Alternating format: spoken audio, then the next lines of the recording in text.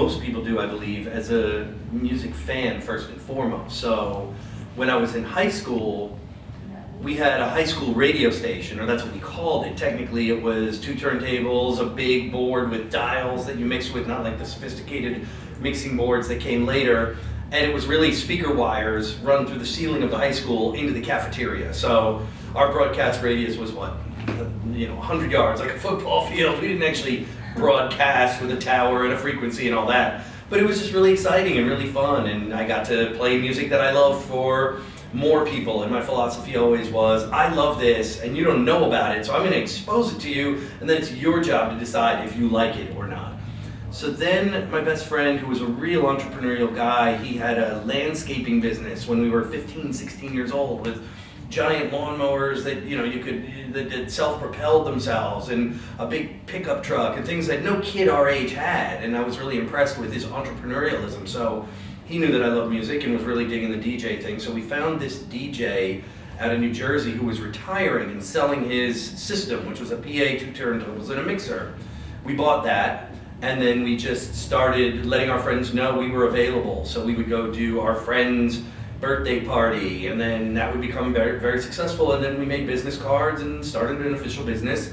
And we would do the Sweet 16s and the bar mitzvahs and the high school parties. And then somebody who we DJ'd for, their older sister or brother would get married, so we started doing weddings, and it just grew and grew from there and became, not huge, but a little bit bigger. And then I started to get into clubs in the city. I would DJ at the Limelight once in a while back in the day, the old church that's now a little mall, if you will, which was one of the most prestigious clubs in the city for a while. There was an amazing club called Mars, which was in the meatpacking district when it was really funky and dilapidated, nothing like Standard and Stella McCartney. It's crazy to see the transformation, but that had 4 floors with a different DJ on each floor playing different kinds of music. It was really progressive. So if you liked hip hop, you would go see DJ Clark Kent on the 1st floor. If you like progressive house, you might see the Duke of Denmark on the 2nd floor. I'd be on the 4th floor playing a hodgepodge of everything.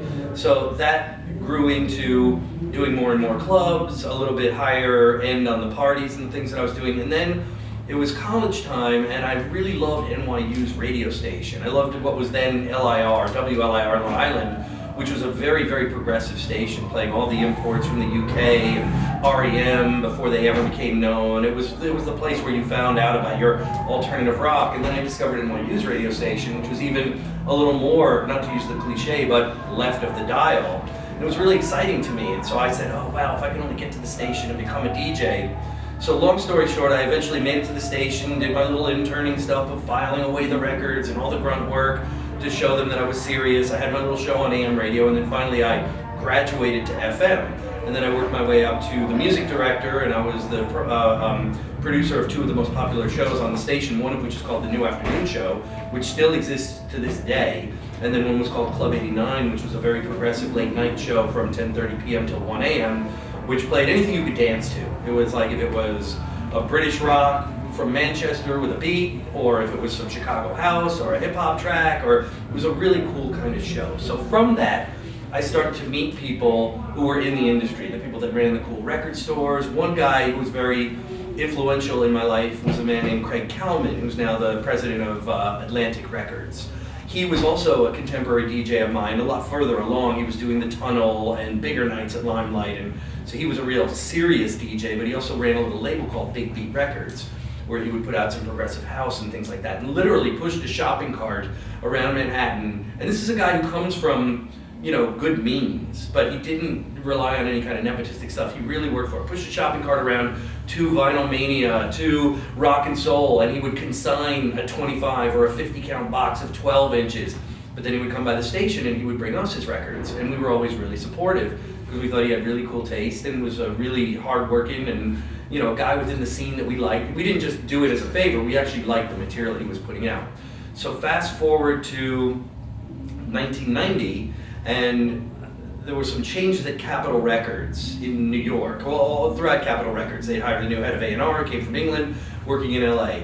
a man named Josh Deutsch, who now is the founder and president of Downtown Records, had bumped up to the head of A&R for Capitol in New York. He had gone to Brown University, and Brown has a very strong alumni program, and people who've gone to Brown, like almost any university, keep in touch, and there's a network, and so Kalman had gone to Brown as well. So even though Josh and Kalman were a few years different, they knew each other and were supporters, and I guess Josh really relied on Craig, so he said, I'm looking to hire somebody to be my junior A&R scout. Do you have any suggestions? So Kalman, through our relationship, suggested me, and I went in for an interview with this guy. I didn't even know what A&R was at the time. I was like, shit, I'm just gonna go. I'm gonna find out what it's about, and I'll wing it. I'll figure it out as I go along.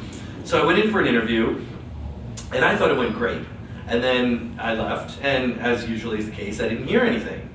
So unbeknownst to me, Josh was in the studio at the time producing a band he had signed called Maggie's Dream, which was actually the band that Lenny Kravitz was the front man for when he was still Romeo Blue, before he became Lenny Kravitz. So Lenny left the band. Josh had found this kid, Robbie Rosa, who now goes by the name of Draco, who's a big songwriter for Ricky Martin and people like that. Robbie came from Menudo, the earliest iteration of boy bands.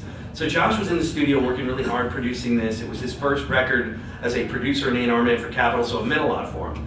So I get this call out of the blue 2.5 months later, and it's Josh.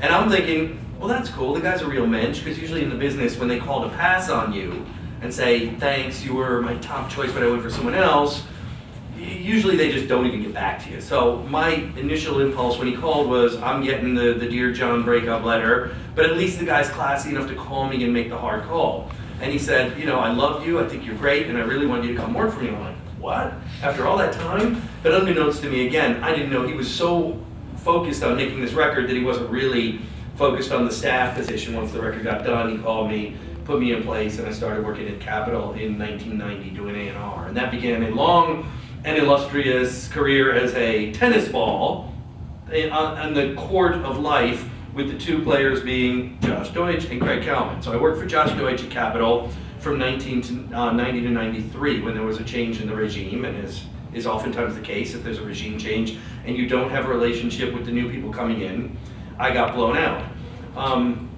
So then I got a call from Kalman saying, hey, I'm starting up, I've got this little indie label called Seed, and I'm gonna grow it into something bigger. We don't know what it's gonna be called yet, but I'd love for you to come work for me. And I had a contract with Capitol, so I was still getting paid for a specific amount of time not to work, and I recommend to everybody in this room, if that ever happens, don't take the job, take advantage of the payout, because getting paid to do nothing is a very rare, usually once in a lifetime occurrence. So Kalman really wanted me and was really understanding, so he waited out my period, because if I'd taken another job, the contract would have ended. They wouldn't pay me anymore. That was the condition.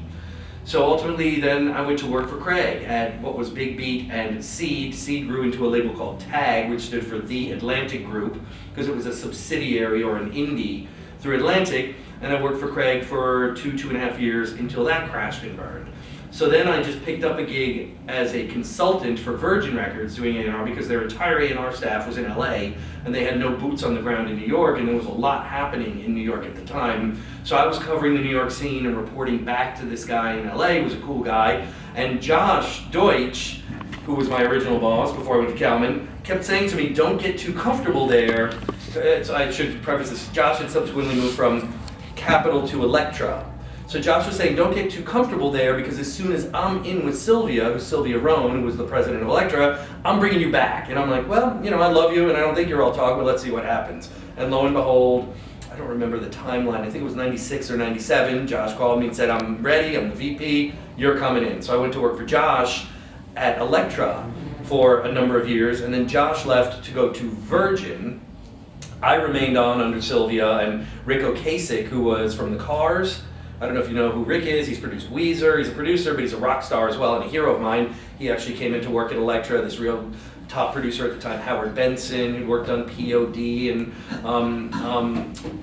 My Chemical Romance and things like that. He came on board, so I was surrounded by these really creative types, one of whom was a hero to me, one of whom I made records with and loved a lot. So that was a really great experience at Elektra. And then lo and behold, 2004 comes around, Sylvia is now gone, my protectors are gone, and here comes, who was it at the time? It was Edgar Bronfman from the Seagrams family, and he wound up buying the Warner Music Group from I think it was AOL at the time. And so what happened, again, long story short, Elektra ceased to exist. They put it kind of in the cryogenic freezer to reinvigorate later, which they've now subsequently done. So in the merging of Elektra and Atlantic, I survived because I'd had a band called Jet, who was a big hit band at the time, so they couldn't let me go because I had the relationship with the band.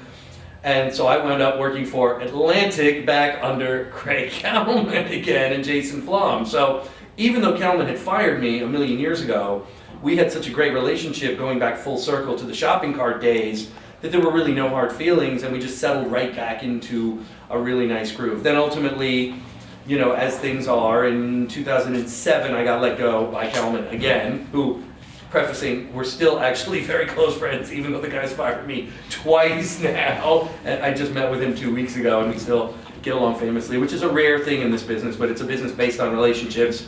And, you know, business happens, and people have to do what they have to do. And if it's not personal, there's no hard feelings, and after time, you get over it. So I consulted for Atlantic for a year, till 2008, to finish up my projects. Meanwhile, a woman who had brought me a band at Atlantic that I signed had started managing this woman by the name of April Smith. She's a New York, Brooklyn-based singer-songwriter. Her band is called April Smith and the Great Picture Show. And she said, hey, you're not working at Atlantic anymore. You know, I'd love for you to come and manage April with me. So I joined forces with this woman named Adina Friedman, and we wound up managing April. And then we picked up this New York band, who I have the relationship with the music business building because of, called The Dig, who actually had the room right next to the Strokes room. I can't remember what floor it's on, so there's a lot of weird small world coincidences. And Adina and I managed both those artists for a while. We had a very good run with April, where we made her a lot of money with syncs. Everything from, her music is great, and it's actually, it's a precursor without the dancey kind of stuff to the Meghan Trainors and the artists like that who have that very 1940s Andrews Sisters throwback voice. So April's songs are super catchy. We got everything from Lowe's, the NFL.